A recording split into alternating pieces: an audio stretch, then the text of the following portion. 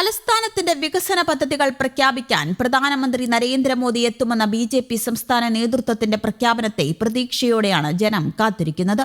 എയിംസും മെട്രോയും ഉൾപ്പെടെ തലസ്ഥാനത്തിന്റെ സ്വപ്നങ്ങൾ അതിവേഗം യാഥാർത്ഥ്യമാക്കാൻ ബി.ജെ.പിയുടെ നേതൃത്വത്തിലുള്ള കോർപ്പറേഷൻ ഭരണത്തിന് സാധിക്കുമോ എന്നതാണ് ഏവരും ഉറ്റുനോക്കുന്നത്. ഹൈക്കോടതി bench, outer ring road, outer area growth corridor, Thiruvananthapuram Tirunelveli വ്യവസായ ഇടനാഴി, അധികമായൊരു വന്ദേ ഭാരത് എക്സ്പ്രസ്, ചെന്നൈ നാഗർകോവിൽ സർവീസ് തിരുവനന്തപുരം നീട്ടുക തുടങ്ങിയ നിരവധി ആവശ്യങ്ങളാണ് ഇതിനോടകം ഉയർന്നിട്ടുള്ളത്. ഇക്കാര്യങ്ങൾ ചൂണ്ടിക്കാട്ടി Trivandrum chamber of commerce and industry BJP. സംസ്ഥാന അധ്യക്ഷൻ രാജീവ് ചന്ദ്രശേഖറിന് കത്ത് നൽകിയതായി പ്രസിഡന്റ് എസ്.എൻ. രഘുചന്ദ്രൻ നായർ വ്യക്തമാക്കി.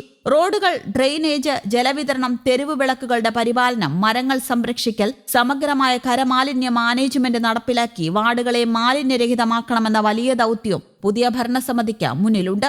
ഇനിയും 100% പ്രവർത്തനക്ഷമമായ തെരുവിളക്കുകൾ ഇല്ലാത്ത നഗരമെന്ന പേരുദോഷം മാറണമെന്നതും നഗരവാസികളുടെ പ്രധാന ആവശ്യമാണ്. 2030 ആകുമ്പോഴേക്കും രാജ്യത്തെ മികച്ച 3 നഗരങ്ങളിലൊന്നായി തിരുവനന്തപുരത്തെ മാറ്റാനായി കേന്ദ്ര സർക്കാർ ധനസഹായത്തോടുള്ള എല്ലാ പദ്ധതികളുടെയും 100% വിനിയോഗം ഉറപ്പാക്കണമെന്ന് ട്രിവാൻഡ്രം മാനേജ്മെന്റ് അസോസിയേഷനും ആവശ്യപ്പെടുന്നു. നഗരം പ്രതീക്ഷിക്കുന്നത് പരമ്പരയിലൂടെ കേരള കൗമുദി ഇതിനോടകം ചൂണ്ടിക്കാട്ടിയ മാലിന്യ സംസ്കരണം, വെള്ളപ്പൊക്ക നിവാരണം, തെരുവ് നായ നിയന്ത്രണം എന്നിവയിൽ അടിയന്തര പരിഹാരം അസോസിയേഷനും ആവശ്യപ്പെടുന്നു. ജനങ്ങളുടെ സുരക്ഷ ഉറപ്പാക്കാൻ എല്ലാ വാർഡുകളിലെയും പ്രധാന ഇടങ്ങൾ CCTV സ്ഥാപിക്കണം. റോഡുകൾ, ഗതാഗത നിയന്ത്രണം, കാൽനട യാത്രക്കാരുടെ സുരക്ഷ എന്നിവ മെച്ചപ്പെടുത്തണം. എല്ലാ പോലീസ് സ്റ്റേഷനുകളുടെയും മുന്നിൽ കൂട്ടിയിട്ടിരിക്കുന്ന വാഹനങ്ങളും അതിവേഗം നീക്കം ചെയ്യണം. അപകടങ്ങളിലും അടിയന്തര സാഹചര്യങ്ങളിലും വേഗത്തിലുള്ള പ്രതികരണത്തിനായി 24 മണിക്കൂർ സേവനമുള്ള മൊബൈൽ മെഡിക്കൽ വാനുകൾ സജ്ജമാക്കണം. പ്രധാനമന്ത്രി നരേന്ദ്രമോദിയെ തിരുവനന്തപുരത്ത് എത്തിക്കുമെന്നതടക്കം പ്രചാരണത്തിൽ ആവർത്തിച്ചു പറഞ്ഞാണ് ബി.ജെ.പി. വോട്ട് തേടിയത്.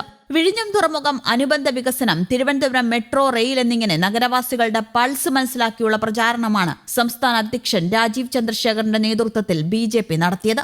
രാഷ്ട്രീയ പോരിനും വിവാദങ്ങൾക്കും പഞ്ഞമില്ലാത്ത കേരളത്തിൽ തലസ്ഥാനത്തെ വോട്ടർമാരുടെ മുന്നിൽ ബി.ജെ.പി. അവതരിപ്പിച്ചത് വികസന രേഖയാണ്. കേന്ദ്രം ഭരിക്കുന്ന പാർട്ടിയുടെ വാഗ്ദാനങ്ങളെ തിരുവനന്തപുരത്തെ വോട്ടർമാർ ഇരുകൈയും നീട്ടി സ്വീകരിച്ചുവെന്ന് വേണം ഫലത്തിൽ മനസ്സിലാക്കാൻ. സ്ഥാനാർത്ഥി നിർണയം മുതലുള്ള കാര്യങ്ങളിൽ കർശനമായ നിലപാടാണ് ബി.ജെ.പി. സ്വീകരിച്ചത്. RSS കൂടി ഇടപെട്ടാണ് അന്തിമ സ്ഥാനാർത്ഥി പട്ടികയ്ക്ക് അംഗീകാരം നൽകിയത്. സിറ്റിംഗ് കൌൺസിലർമാർക്കുൾപ്പെടെ സീറ്റ് നൽകിയത് പ്രവർത്തന മികവ് മാത്രം മാനദണ്ഡമാക്കിയാണ്. ഭരണം ലഭിച്ചാൽ 45 ദിവസത്തിനകം പ്രധാനമന്ത്രി എത്തിക്കുമെന്ന്, വികസന പദ്ധതികൾക്ക് കൂടുതൽ വേഗം കൈവരിക്കുമെന്ന പ്രചാരണ തന്ത്രമാണ് ആദ്യം മുതൽ സ്വീകരിച്ച് വിജയിപ്പിച്ചതും അതാണിപ്പോൾ നടപ്പാക്കാൻ പോകുന്നതും. തിരുവനന്തപുരം മേഖലയിൽ സബർബൻ മെമു സർവീസുകൾ ആരംഭിക്കാൻ പദ്ധതിയുണ്ടെന്ന് ബി.ജെ.പി. സംസ്ഥാന അധ്യക്ഷൻ രാജീവ് ചന്ദ്രശേഖർ നേരത്തെ പറഞ്ഞിരുന്നു. ഇതെല്ലാം പ്രാവർത്തികമാകുമോ എന്നതാണ് തലസ്ഥാനം ഉറ്റുനോക്കുന്നത്. തലസ്ഥാന നഗരത്തിലെ ദൈനംദിന യാത്രക്കാരുടെ ബുദ്ധിമുട്ടുകൾ പരിഹരിക്കുന്നതിനായാണ് സബർബൻ മെമു സർവീസുകൾ ആരംഭിക്കാൻ പദ്ധതിയിടുന്നത് എന്ന് രാജീവ് ചന്ദ്രശേഖർ പറഞ്ഞിരുന്നു. തലസ്ഥാന മേഖലയിലെ അടിസ്ഥാന സൗകര്യ വികസനം പുരോഗതിയിലേക്കുള്ള വഴിയൊരുക്കുന്നതിനൊപ്പം ജനജീവിതം കൂടുതൽ സുഗമമാക്കുകയും ചെയ്യും. ഓരോ പുതിയ പദ്ധതിയിലൂടെയും വികസിത കേരളം എന്ന ലക്ഷ്യത്തിലേക്ക് നമ്മൾ കൂടുതൽ അടുക്കുകയാണ്. ഇതാണ് പ്രവർത്തന മികവിന്റെ രാഷ്ട്രീയമെന്ന് ബി.ജെ.പി. സംസ്ഥാന അധ്യക്ഷൻ വ്യക്തമാക്കുകയും ചെയ്തിരുന്നു. കൂടാതെ വിഴിഞ്ഞം തുറമുഖത്ത് 10 കിലോമീറ്റർ മാത്രമകലെ പൂവാറിൽ കപ്പൽ നിർമ്മാണശാലയും തലസ്ഥാന വികസന മാസ്റ്റർ പ്ലാനിൽ ബി.ജെ.പി. ഉൾപ്പെടുത്തിയിട്ടുണ്ട്. കേരളത്തിലടക്കം കപ്പൽ നിർമ്മാണ ക്ലസ്റ്ററുകൾ നേരത്തെ കേന്ദ്രം പ്രഖ്യാപിച്ചതാണ്.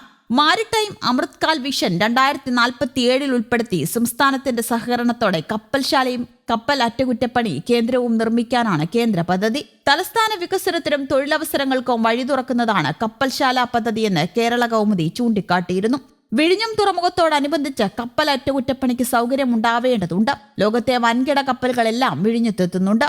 ഇപ്പോൾ കൊച്ചിയിൽ മാത്രമാണ് ഈ സൗകര്യമുള്ളത്. പൂവാറിൽ തീരത്തു നിന്ന് 1/2 കിലോമീറ്റർ ദൂരം വരെ 13 മീറ്റർ സ്വാഭാവിക ആഴമുള്ളതാണ് കപ്പൽശാലയ്ക്ക് അനുകൂലം. 20,000-ലേറെ കണ്ടെയ്നറുകൾ വഹിക്കാനാകുന്ന കൂറ്റൻ കപ്പലുകൾ പോലും നിർമ്മിക്കാൻ അനുയോജ്യമാണിവിടം. ഇടയ്ക്കിടെയുള്ള ഡ്രെഡ്ജിംഗ് വേണ്ടിവരില്ല. കഴിഞ്ഞ കേന്ദ്ര ബഡ്ജറ്റിൽ കപ്പൽ ക്ലസ്റ്ററുകൾ പ്രഖ്യാപിച്ചതിനു പിന്നാലെ കപ്പൽശാലയ്ക്കായി കേന്ദ്രവുമായി കൂടുതൽ ചർച്ച നടത്തുമെന്നും ഇക്കാര്യത്തിൽ സംസ്ഥാനം ഏറ്റെടുക്കേണ്ട ഉത്തരവാദിത്തങ്ങൾ നിർവഹിക്കുമെന്നും സംസ്ഥാന ബഡ്ജറ്റിലും പ്രഖ്യാപനമുണ്ടായിരുന്നു. എന്നാൽ തുടർ നടപടികൾ ഉണ്ടായില്ല.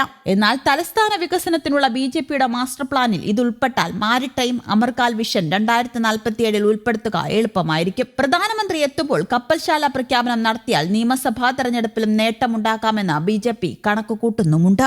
News desk, Kerala Kaumudi.